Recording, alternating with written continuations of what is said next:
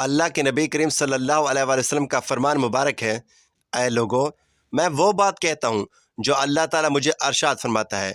फरमाया, क्या तुम जानते हो कुछ कलमात ऐसे हैं जो मौत की सख्ती और कब्र के अजाब से बचाते हैं। ये वो कलमात हैं जो कब्र के अजाब से बचाते हैं और आखिरत में कामयाबी की ज़मानत हैं। जिन्होंने इन कलमात को पढ़ना मामूल बना लिया वो कब्र और आखिरत में पुरसकून रहेगा। जिन्होंने नज़रअंदाज किया वो पछताएगा। अगर तुम लोग भी चाहते हो कि मौत आसान हो, कब्र जन्नत का बाग बने, उन कलमात को पढ़ना ज़िंदगी का मकसद बना लो, क्योंकि यह सिर्फ अल्फाज ही नहीं, तुम्हारी निजात का रास्ता है। उन्हें रोज़ाना पढ़ें और अपनी आखिरत को महफूज बनाएं। वह दुआएं ये हैं। बिस्मिल्लाहिर्रहमानिर्रहीम। अस्सलामु अलैकुम वरहमतुल्लाहि वबरकातुहू। मोहतरम नाज़रीन, हज़रत अली रज़ी अल्लाह तआला अन्हु के घर में 4 अफराद थे।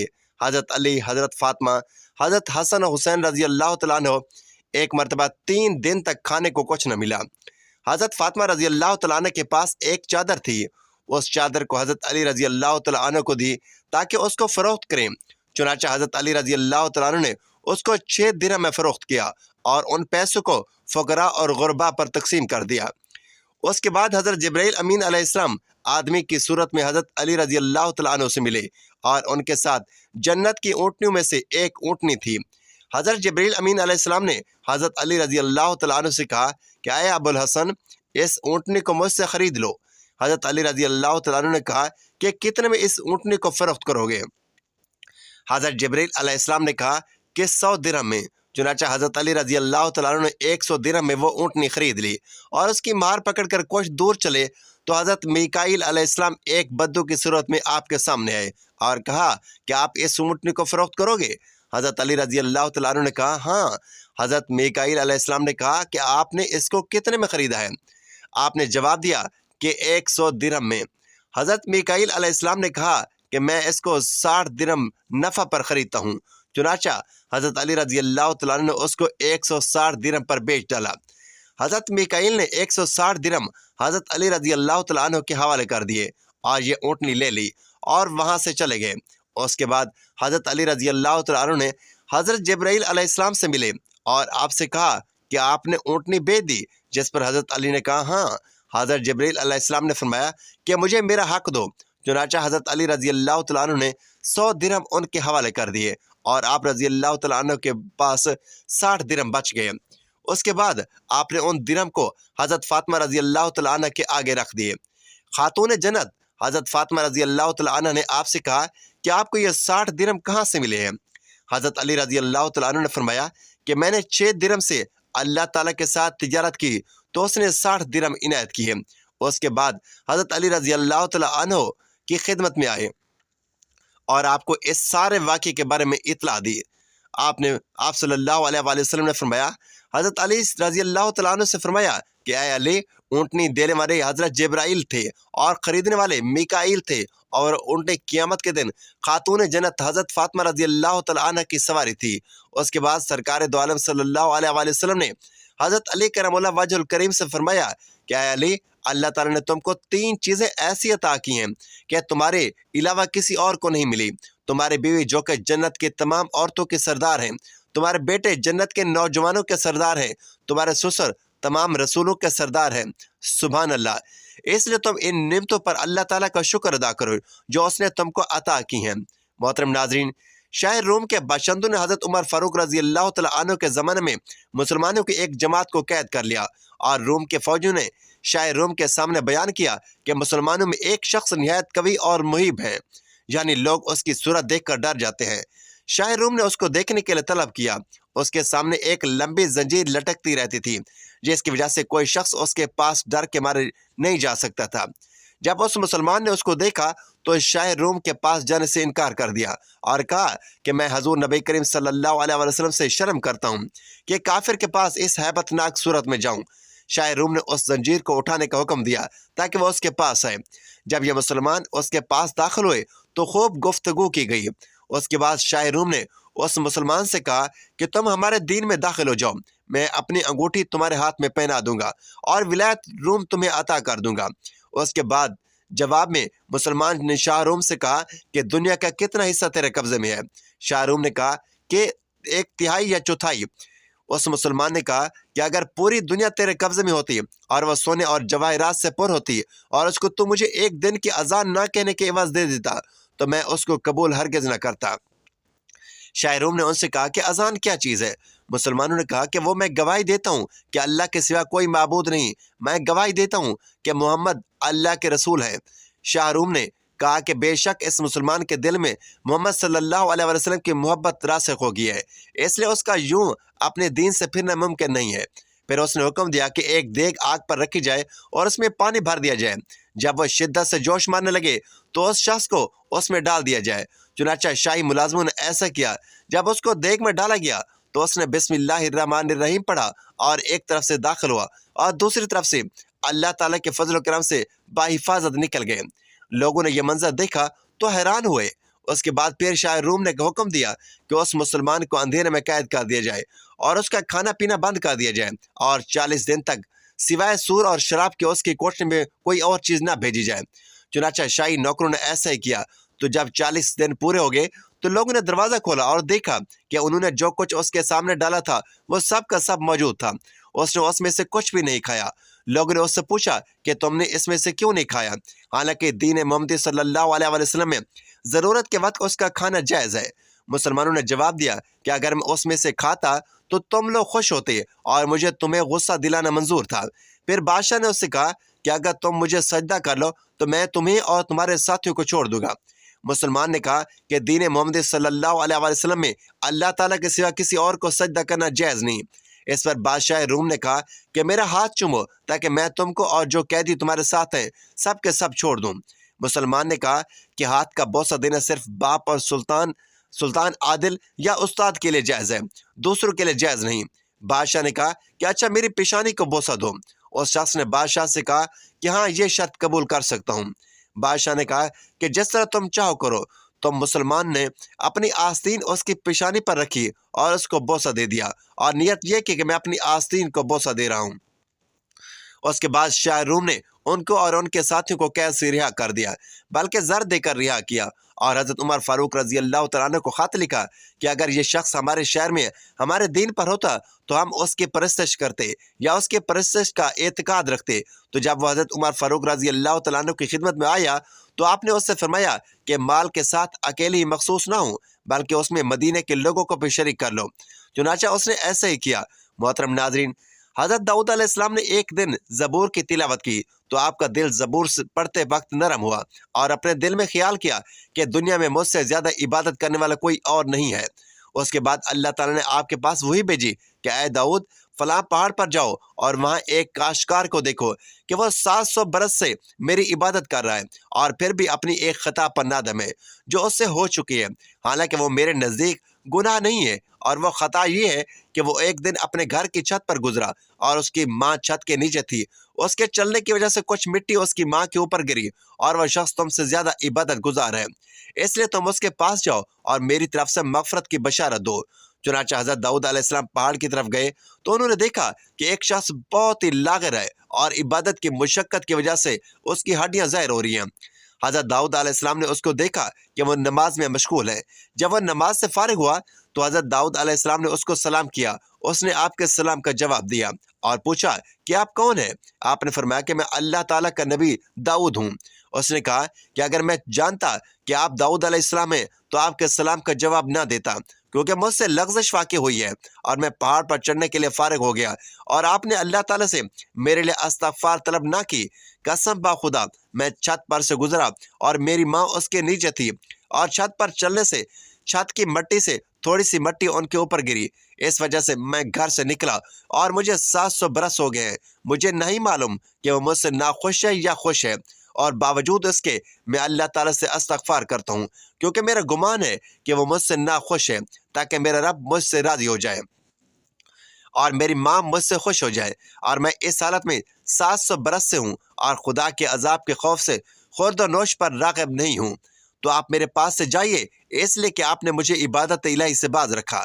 हज़रत दाऊद अलैहिस्सलाम ने उससे फरमाया, बेशक कि अल्लाह ताला ने मुझे तेरे पास भेजा है ताकि मैं तुझे बशारत दूँ कि उसने तेरा कसूर माफ़ कर दिया है और वह तुझसे राज़ी है और तेरी माँ दुनिया से कूच कर गई है।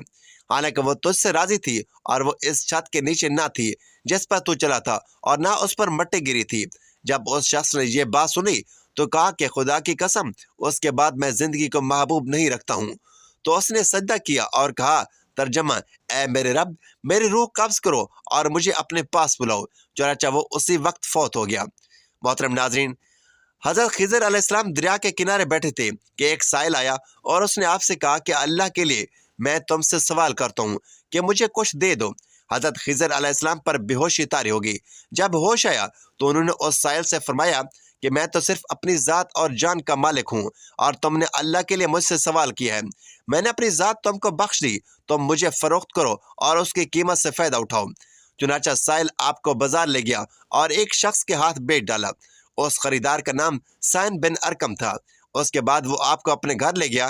خریدار کا ایک باغ تھا جو اس کے گھر کے پشت پر واقع تھا۔ سامنے حضرت خضر علیہ السلام کو ایک کوڈر دی اور آپ کو حکم دیا کہ پہاڑ سے مٹی لا کر باغ میں ڈال دے۔ وہ پہاڑ 1 فرسنگ لمبا اور 1 فرسنگ چوڑا تھا۔ 1 فرسنگ 3 میل کا ہوتا ہے۔ اس کے بعد سام اپنی ضرورت کی وجہ سے وہاں سے باہر چلا گیا۔ تو حضرت خضر علیہ السلام پہاڑ سے مٹی لا کر باغ میں ڈالنے لگے۔ چنانچہ جب وہ مالک واپس آیا تو اپنے گھر والوں سے پوچھا کہ کیا تم لوگوں نے غلام کو کھانا کھلایا ہے؟ گھر والوں نے کہا کہ غلام کہاں ہے، ہم تو اس کا علم ہی نہیں ہے۔ پھر سامنے کھانا اٹھایا اور غلام یعنی حضرت خضر علیہ السلام کے پاس آیا۔ ان کو اس حال میں پایا کہ وہ پورے پہاڑ کے کاٹنے سے فارغ ہو کر کھڑے ہوئے نماز پڑھ رہے ہیں۔ یہ دیکھ کر سام کو تعجب ہوا اور قریب تھا کہ اس پر بے ہوشی طاری ہو جائے۔ سامنے آ کر آپ سے پوچھا کہ مجھے یہ بتلاؤ کہ تم کون ہو؟ یہ سن کر کہا، میں خضر ہوں۔ سائم نے اپنے پروردگار سے توبہ کی اور آپ کو آزاد کر دیا اور کہا کہ اے رب کریم، مجھ سے اس کا مواخذہ نہ کرنا، اس لیے کہ میں ان کو نہیں جانتا تھا۔ اس کے بعد حضرت خضر علیہ السلام نے سجدہ کیا اور اللہ تعالیٰ سے دعا کی اور کہا کہ اے رب، میں تیرے حق میں غلام ہوں اور تیرے حق سے آزاد ہوا۔ رسول خدا صلی اللہ علیہ وآلہ وسلم نے فرمایا، جو بھی میرا امتی یہ کلمہ ایک دفعہ پڑھے تو اللہ تعالیٰ اس کو 2 لاکھ نیکی عطا فرمائے گا اور اس کے تمام گناہ معاف کر دیے جائیں گے، اگرچہ سمندر کی جھاگ اور ریت کے ذرات کے برابر کیوں نہ ہوں۔ اور قبر کے دردناک عذاب سے نجات پائے گا۔ اس کا مرتبہ شہیدوں میں ہوگا اور اس کا مقام صدیقین کی صفوں میں ہوگا۔ جنت میں اس کا محل ہوگا جس کے ساتھ دودھ اور شہد کی نہریں ہوں گی، اور آخرت کی عاقبت آسان ہوگی۔ وہ کلمات یہ ہیں: لا الہ الا اللہ وحدہ لا شریک لہ الحمد قدیر لا حول ولا قوۃ الا باللہ سبحان اللہ والحمد للہ ولا الہ الا هو واللہ اکبر۔ بعد از نماز عصر 100 مرتبہ لا الہ الا اللہ وحدہ لا شریک لہ الحمد وعلی کل شیء قدیر۔ ترجمہ: اللہ تعالیٰ کے سوا کوئی معبود نہیں، وہ اکیلا ہے، اس کا کوئی شریک نہیں، اس کی بادشاہی ہے اور اس کے لیے تمام تعریفیں ہیں اور وہ ہر چیز پر قادر ہے۔ پھر بعد از نماز عصر اللہم صلی علی محمد وعلی سیدنا محمد، اے اللہ وہ نازل فرما ہمارے سردار محمد صلی اللہ علیہ وسلم پر اور ہمارے سردار محمد صلی اللہ علیہ وسلم کی آل پر، اتنی تعداد میں جتنا تیرے علم ہے، ایسی رحمت جو ہمیشہ باقی رہے جیسے تیرے ملک کی بادشاہت ہمیشہ باقی ہے۔ پھر بعد از نماز مغرب یہ تلاوت کریں: حسبی اللہ لا الہ الا ہوا رب العرش العظیم۔ پھر ایک بار سورۃ ملک تلاوت کریں۔ پھر اللہ تعالیٰ سے گڑ گڑا کر آہوزاری سے دعا مانگیں۔ اللہ تعالیٰ تمہاری دعا قبول فرمائے گا اور وہ عطا فرمائے گا جو اس کی شان میں ہے۔ محترم ناظرین، طائف کا سفر صبر و استقامت اور رحمت کی عظیم مثال۔ نبی کریم صلی اللہ علیہ وسلم کی سیرت طیبہ میں طائف کا سفر ایک نہایت اہم اور دردناک واقعہ ہے جو صبر و استقامت اور اللہ کی رحمت عظیم مثال پیش کرتا ہے۔ یہ واقعہ نبوت کے 10ویں سال پیش آیا جب مکہ میں قریش کی طرف سے ظلم و ستم حد سے بڑھ چکا۔ اس سال کو عام الحزن یعنی کہ غم کا سال کہا جاتا ہے، کیونکہ اس سال میں آپ صلی اللہ علیہ وسلم کی زوجہ محترمہ حضرت خدیجہ رضی اللہ تعالیٰ عنہ اور چچا ابو طالب وفات پا گئے، جو آپ کے سب سے بڑے مددگار تھے۔ نبی کریم صلی اللہ علیہ وسلم نے مکہ کے سرداروں کو اسلام کی دعوت دی، مگر انہوں نے نہ صرف انکار کیا بلکہ مسلمان پر ظلم و ستم بھی بڑھا دیا۔ قریش کے سخت رویے کی وجہ سے نبی کریم صلی اللہ علیہ وسلم نے فیصلہ کیا کہ وہ مکہ کے علاوہ کسی اور جگہ بھی اسلام کی تبلیغ کریں، اور اس مقصد کے لیے آپ صلی اللہ علیہ وسلم نے طائف کا سفر کیا جو مکہ سے تقریباً 60 میل دور تھا۔ طائف عرب کا ایک خوشحال شہر تھا اور وہاں قبیلہ سکیف آباد تھا جو معاشی اور سیاسی طور پر مضبوط تھا۔ نبی کریم صلی اللہ علیہ وسلم کو امید تھی کہ شاید وہ لوگ اسلام قبول کر لیں گے یا کم از کم دعوت دین کے لیے سازگار ماحول فراہم کریں گے۔ جب نبی کریم صلی اللہ علیہ وسلم طائف پہنچے تو آپ نے وہاں کے 3 بڑے سرداروں عبداللہ المسعود اور حبیب سے ملاقات کی اور انہیں اسلام کی دعوت دی، مگر ان لوگوں نے نہ صرف آپ کی دعوت کو ٹھکرا دیا بلکہ سخت توہین امیز الفاظ بھی کہے۔